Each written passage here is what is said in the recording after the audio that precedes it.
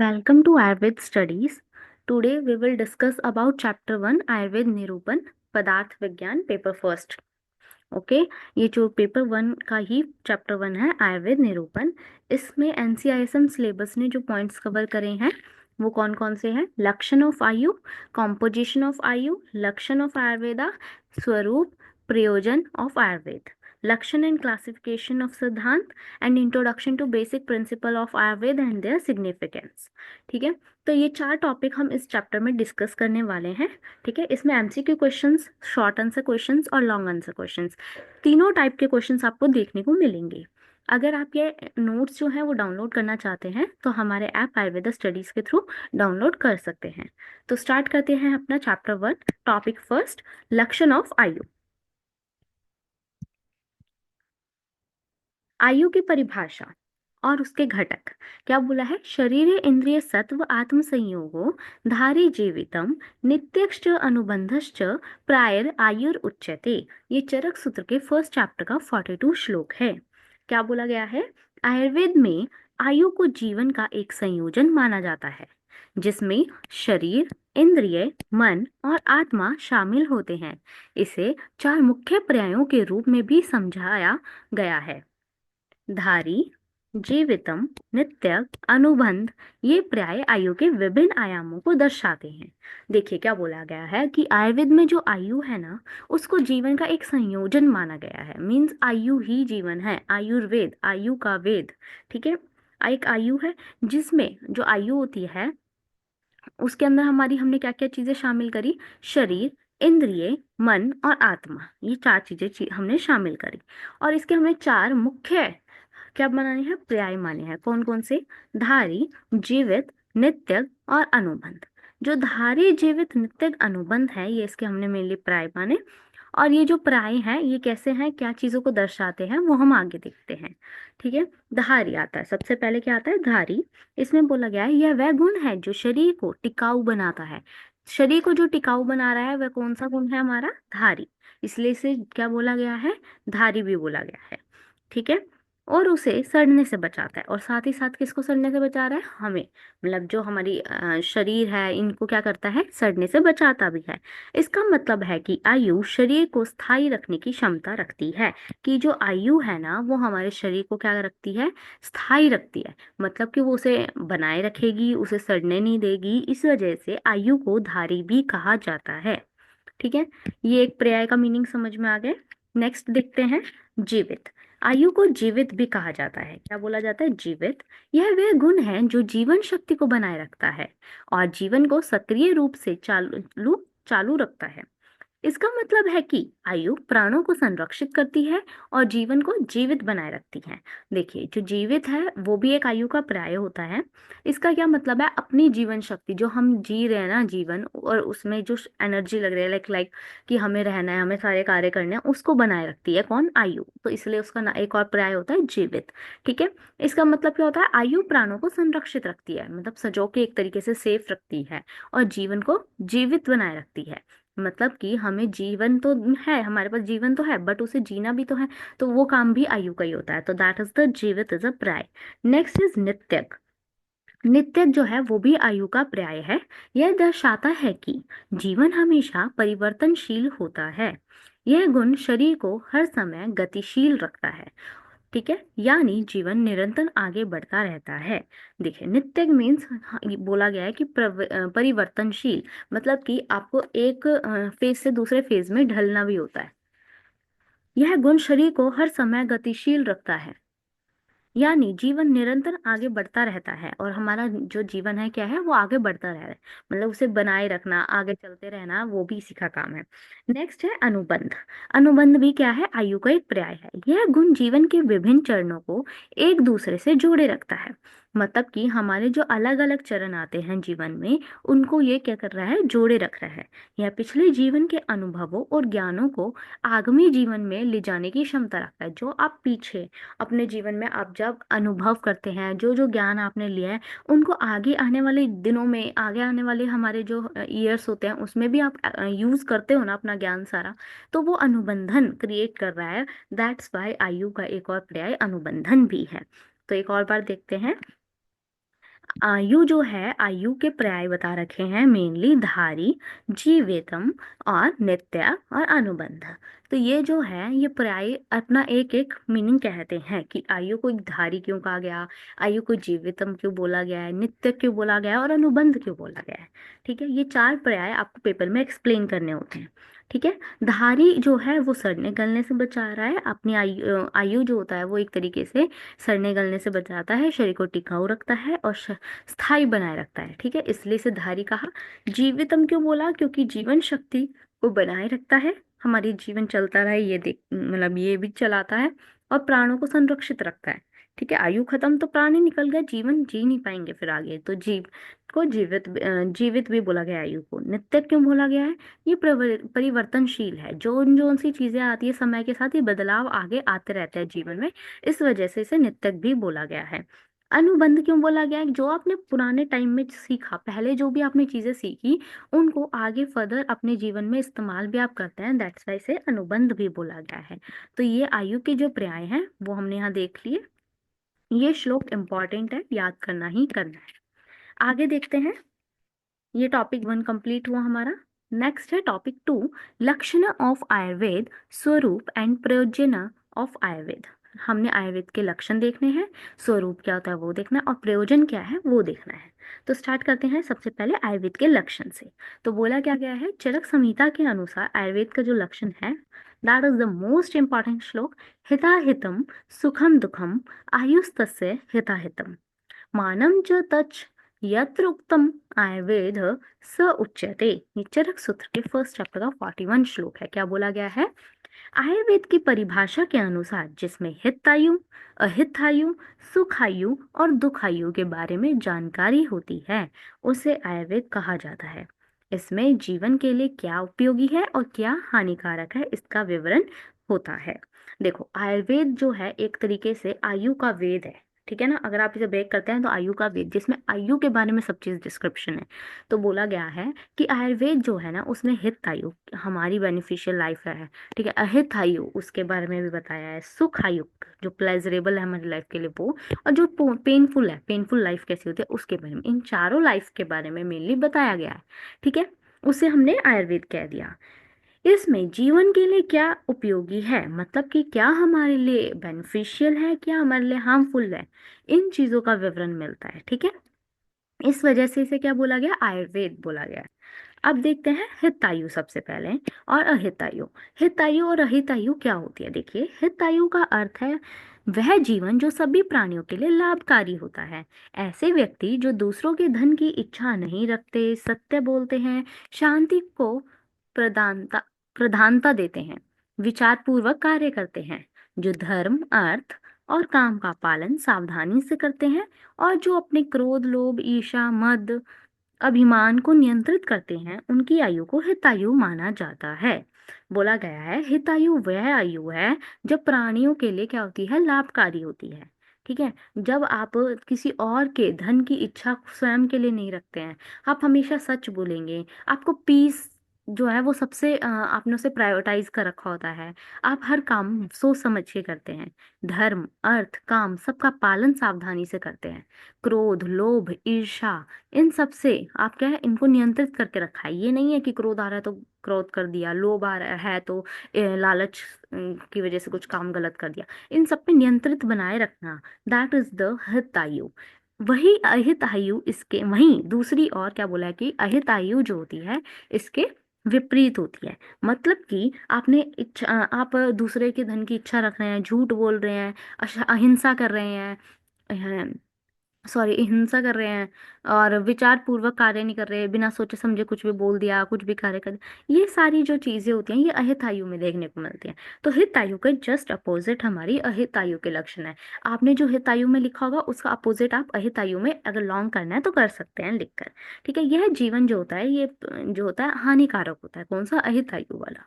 ठीक है, तो यहाँ पे हमारा हित और अहित आयु खत्म होता है। अब देखते हैं सुख आयु और सुखायु और दुखायु। तो क्या बोला गया है, सुखायु को वह जीवन कहा जाता है जहाँ व्यक्ति शारीरिक और मानसिक रोगों से मुक्त होता है। सुख इज रोग मुक्त एक शरीर। ठीक है, तो बोला गया है जब हमारा जीवन किसी भी शारीरिक और मानसिक रोगों से क्या है, ग्रस्त नहीं है, मुक्त है, फ्री है, रोग फ्री है, डिजीज फ्री है, तब हम बोलेंगे कि सुखायु है। ऐसे लोग जिनके पास युवा अवस्था, बल, वीर्य, यश, पौरुष और पराक्रम होता है, जो ज्ञान विज्ञान में समृद्ध होता है और जिनकी इंद्रियां और धन संपन्न होता है। ठीक है, और जो प्रिय तथा रुचिकर पदार्थों का सेवन करते हैं, उनकी आयु को सुखायु माना जाता है। देखिए क्या कहा गया है, आपको कोई डिजीज नहीं है, ना फिजिकल ना मेंटल। ठीक है, आपके पास युवा अवस्था है, क्योंकि आपको पता है ना कि बुढ़ापा जो आता है, बुढ़ापा आता है, वृद्ध अवस्था जो आती है, उसमें कई सारी तकलीफें आती हैं। तो सुखायु में क्या होता है, युवा अवस्था होती है, आपके पास बल होता है, वीर्य होता है, पराक्रम, यश, सब कुछ आपके पास है, ज्ञान विज्ञान की नॉलेज भी है, आपके पास धन भी है, इंद्रियां आपके विषय को अच्छे से ग्रहण कर रही हैं, अच्छा खाना आप खा रहे हैं, जैसा आपको पसंद है वैसा खाना खा रहे हैं, तो आपकी सुखायु। इससे बड़े क्या सुख है, ये सारी चीजें मिल रही सुखायु। वहीं आपको इन सबका अपोजिट आपके पास है, आप बहुत कष्ट दुख रोगों से युक्त हैं, तो उसको हम बोल देंगे दुखायु। ठीक है, सुखायु का जस्ट अपोजिट दुखायु, हितायु का जस्ट अपोजिट अहितायु। तो यहाँ पे हमने चारों आयु के बारे में जो बोला गया था आयुर्वेद में वो भी देख लिया है। अब हम देखते हैं सुश्रुत के अनुसार, ये तो हमने देखी चरक के अनुसार, अब हम देखेंगे सुश्रुत संहिता में क्या बोला है।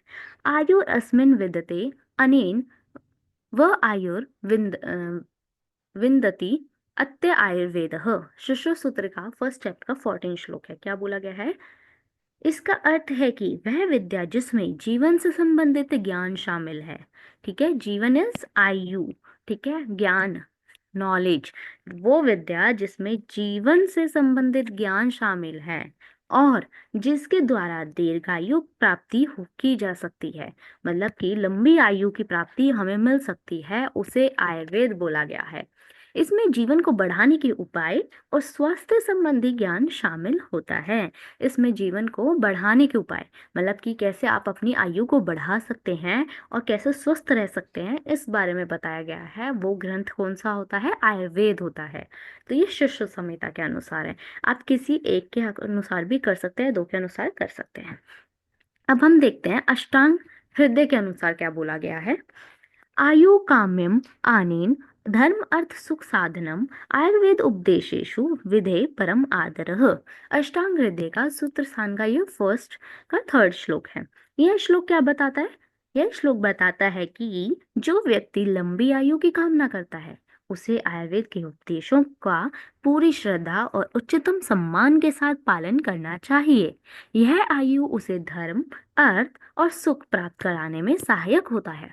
क्या बोला गया है, जो व्यक्ति ना आयु चाहता है लंबी हो, ठीक है, दीर्घ आयु हो, उसकी कामना कर रहा है, ठीक है, तो उनको क्या करना चाहिए, आयुर्वेद जो ग्रंथ है उसमें जितने भी उपदेश दे रखे हैं उनको पूरी श्रद्धा से और पूरे सम्मान के साथ पालन करना चाहिए अपने जीवन में। ठीक है, और ये जो आयुर्वेद होता है ना, यह उसे फिर क्या कराता है, धर्म की, अर्थ की, सुख की, इन सब की इच्छा जो होती है इनको प्राप्त करने में हेल्प करता है। तो ये अष्टांग आयुर्वेद, जो अष्टांग हृदय ने जो बोला है उसका आयुर्वेद की डेफिनेशन दे रखी है। अब हम देखते हैं कुछ नोट्स में एक पॉइंट दिए हुए हैं। तत्र आयुर्वेदः शाखा विद्यासूत्रं ज्ञानम शास्त्रम लक्षणम तंत्रम इत्यन अर्थ अंतरम। चरक सूत्र के 30th चैप्टर का 31 श्लोक है। क्या बोला गया है, आयुर्वेद के कई पर्यायवाची शब्द होते हैं, जैसे कि शाखा, विद्या, सूत्र, ज्ञान, शास्त्र, लक्षण और तंत्र। हमने आयुर्वेद के ना मतलब अलग अलग है, हम जो शास्त्र होता है उसको तंत्र भी बोल देते हैं, ज्ञान भी बोल देते हैं, कोई शाखा उसकी है वो भी बोल देते, तो एक तरीके से यहाँ पे आयुर्वेद के थोड़े से पर्यायवाची शब्द और बता रखे हैं। आयुर्वेद की निरुक्ति भी बता रखी है। क्या बोला गया है, आयुर्वेद शब्द आयुष और वेद इन दो शब्दों के योग से बना है। आयुष मतलब इस शब्द का अर्थ है जीवन। आयुष जीवन की अवधि को संदर्भित करता है, हमारी जीवन की कितनी अवधि है कि हम कितने जीवन तक हम रहेंगे, वो चीज ये दर्शाता है। ठीक है। यानी जन्म से लेके मृत्यु तक का जो समय है वो है आयु। इसमें व्यक्ति का स्वास्थ्य, कल्याण और उसकी जीवन शैली शामिल होती है कि वह कैसे जीवन जी रहा है, ठीक है, स्वस्थ रह रहा है या नहीं रह रहा है, कैसे उस व्यक्ति का कल्याण हो सकता है। ये सारी चीजें इसके अंदर होती है आयु के अंदर। मतलब हम ये सारी चीजें देखते हुए तो जीवन जीते हैं, कार्य करते हैं, ठीक है। अब देखते हैं वेद क्या है। वेद शब्द विद धातु से बना है और इसका क्या मतलब होता है, जानना। इसका अर्थ है जानना, टू नो, होना, टू एग्जिस्ट, विचार करना, टू थिंक, और पाना, टू ऑब्टेन। वेद शब्द का प्रयोग ज्ञान मतलब नॉलेज के व्यापक संदर्भ में होता है, जो कि संपूर्ण और सटीक ज्ञान को दर्शाता है।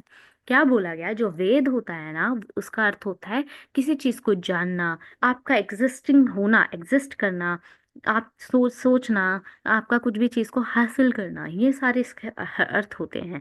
ठीक है, एक तरीके से ज्ञान को ये दर्शाता है, ज्ञान, नॉलेज इसका मीनिंग होता है एक बड़ा। ठीक है, तो आयु का ज्ञान मतलब कि आपके जीवन की अवधि का जो ज्ञान कराए वो क्या है, आयुर्वेद है। तो यहाँ पे नोट्स में कुछ इंपॉर्टेंट पॉइंट बताए थे आयुर्वेद की निरुक्ति के बारे में। अब हम देखेंगे आयुर्वेद का स्वरूप और प्रयोजन। ठीक है, उसका स्वरूप क्या है और उसका प्रयोजन क्या है। तो स्वरूप ऑफ आयुर्वेद में क्या बोला गया है, आयुर्वेद का स्वरूप इसके मूलभूत संरचना और विषय वस्तु को दर्शाता है। ठीक है, आयुर्वेद मूलतः जीवन का विज्ञान है, जो कि स्वास्थ्य को संवर्धन और रोगों से मुक्ति के तरीके पर केंद्रित है। इसका स्वरूप त्रिसूत्री पर आधारित है। त्रिसूत्र कौन कौन से होते हैं, हेतु, लिंग, औषध। त्रिसूत्र में हमारा हेतु, लिंग, औषध आता है। ये बहुत इंपॉर्टेंट पॉइंट है। हेतु मतलब कॉज, लिंग मतलब सिम्टम्स, ठीक है, औषध मीन्स मेडिसिन। ये तीन सूत्र आयुर्वेद के मुख्य स्तंभ हैं, जो इसके संपूर्ण विज्ञान को संरचित करते हैं। आयुर्वेद स्वाभाविक और होलिस्टिक दृष्टिकोण अपनाता है, जिसमें मानव शरीर को एक संपूर्ण इकाई के रूप में देखा जाता है, जिसमें शारीरिक, मानसिक, भावनात्मक और आध्यात्मिक स्वास्थ्य शामिल है। देखिए क्या बोला गया है यहाँ पर कि आयुर्वेद का जो स्वरूप है ना, इसके मूलभूत संरचना और विषय वस्तु को दर्शाता है। कि इसके थ्रू आपको पता चलेगा एक्चुअली क्या कहना चाहते हैं, उसके मूलभूत क्या है, ठीक है, क्या विषय इन्होंने पकड़े हुए हैं, मतलब किनके बारे में इन्होंने बात करी गई है। आयुर्वेद मूलतः जीवन का विज्ञान है। आयुर्वेद क्या है, हमारे जीवन का एक साइंस है, ठीक है, जो हमारे स्वास्थ्य को कैसे बढ़ाया जा सकता है और रोगों से कैसे मुक्ति पाई जा सकती है, उस चीज के बारे में डिस्कशन करता है। इसका स्वरूप में बोला गया है कि त्रिसूत्रीय के ऊपर आधारित है। जो इसका स्वरूप है वो तीन सूत्र जो हैं इसके उस पर आधारित है। दैट सूत्र इज हेतु, लिंग, औषध। अगर आपको किसी रोग का हेतु पता होगा, मतलब निदान पता होगा, कॉज पता होगा, और आपको उसके सिम्टम्स पता होंगे कि अब भाई उसको बुखार हुआ और उसको उसका तापमान बढ़ गया, उसके सर में दर्द है, उसको थकान हो रही है, ऐसे आपको लक्षण पता होंगे, तो आप इन दोनों के थ्रू एक औषध जो है उसको प्रिस्क्राइब करेंगे। तो ये तीन सूत्र, जो थ्री सूत्र यहाँ पे बोले गए हैं, वो इसका स्वरूप जो है उसके बेस्ड मतलब बता रहा है कि जो स्वरूप है इन त्रिसूत्रों के ऊपर आधारित हो रखा है। ठीक है, ये तीन सूत्र आयुर्वेद के मुख्य स्तंभ है, एक तरीके से मुख्य स्तंभ माने गए हैं ये आयुर्वेद के, जो इसके संपूर्ण विज्ञान को संरचित कर रहे हैं। ठीक है, मतलब कि पूरा विज्ञान ही इनके ऊपर बेस्ड है। जो हमारे जीवन का विज्ञान है, मतलब कि आयुर्वेद है, वो इसके ऊपर डिपेंड करता है। आयुर्वेद स्वाभाविक और हॉलिस्टिक दृष्टिकोण को अपनाता है, जिसमें मानव शरीर क्या एक संपूर्ण इकाई के रूप में देख रहे हैं, पूरे मानव शरीर को हम एक मानकर, और उसके ऊपर क्या कर रहे हैं, स्वाभाविक और होलिस्टिक अप्रोच लगा रहे हैं, दृष्टिकोण लगा रहे हैं, जिसमें उसके शारीरिक, मानसिक, भावनात्मक और आध्यात्मिक स्वास्थ्य सारी चीजें शामिल है। ठीक है, आगे देखते हैं क्या बोला गया है। प्रयोजन ऑफ आयुर्वेद, स्वरूप देख लिया, अब हम प्रयोजन देखेंगे। आयुर्वेद का प्रयोजन या उद्देश्य बहुत स्पष्ट है। क्या है, स्वास्थ्य को प्रोत्साहित करना और रोगों का निवारण करना, यही इसका क्या है, प्रयोजन है। ठीक है, इसका हमने एक श्लोक होता है, स्वास्थ्य से स्वास्थ्य रक्षणम आतुर से विकार प्रशमनम। ठीक है, अगर आप इसको दो पार्ट में तोड़े, स्वास्थ्य से स्वास्थ्य रक्षणम, स्वास्थ्य से स्वास्थ्य रक्षणम, आपके हेल्थ की रक्षा करना, स्वस्थ व्यक्ति के स्वास्थ्य की हेल्थ की रक्षा करना is the meaning of that line. Ayurveda स्वस्थ व्यक्तियों के स्वास्थ्य को बनाए रखने और उन्हें और अधिक स्वस्थ बनाने के उपाय प्रदान करता है। ये दीर्घायु और उच्च जीवन गुणवत्ता के लिए उचित आहार, व्यायाम, दिनचर्या की सलाह देता है। आप ऑलरेडी हेल्दी हैं, लेकिन आपको इन फ्यूचर कोई डिजीज ना हो या आपका स्वास्थ्य ऐसे ही बना रहे या और अच्छा हो जाए, इसके बारे में जो बात करी जा रही है वो किस में करी जा रही है? आयुर्वेद के अंदर। आयुर्वेद ये चाहता है कि आपका स्वास्थ्य जैसा है वैसा रहे और उससे भी अच्छा होए, आप रोगों से फ्री रहें। ठीक है, आगे क्या बोला है? आतुर से विकार प्रशमन, मतलब अब सारे तो स्वास्थ्य नहीं है, कुछ कुछ लोगों को क्या हो रखा है? विकार हो रखा है, रोग हो रखा है, तो आपको उसको ठीक भी करना, ये भी आयुर्वेद हमें बताता है। रोगी व्यक्तियों के रोगों का निदान करना और उनका उपचार प्रदान करना भी आयुर्वेद का एक मुख्य प्रयोजन है। इसमें रोगों के कारण को समझना, उसके लक्षणों का विश्लेषण करना, उपयुक्त औषधि का उपयोग करना शामिल है। अगर किसी रोगी को रोग हो रखा है, ठीक है, तो उसको हमने क्या करना है? चिकित्सा देनी है। ठीक है, उसको ठीक करना है ताकि वो रोग से फ्री हो जाए। तो वो भी किसका एक प्रयोजन है? आयुर्वेद का प्रयोजन है। इसमें रोगों के कारण को समझ के, उनके लक्षणों को देख के, विश्लेषण करके, एग्जामिन करके हम एक उपयुक्त औषधि, जो करेक्ट औषधि होती है, वो देते हैं, जिससे कि वो क्या हो जाए? सही हो जाए। ठीक है, अब हम आगे देखते हैं टॉपिक थर्ड जो है लक्षण एंड क्लासिफिकेशन ऑफ सिद्धांत, तो ये हम इसके सेकेंड पार्ट में देखेंगे। अगर आप ये नोट्स चाहते हैं, इनकी पीडीएफ आपको चाहिए, तो आप हमारे ऐप आयुर्वेद स्टडीज के थ्रू डाउनलोड कर सकते हैं। Thank you.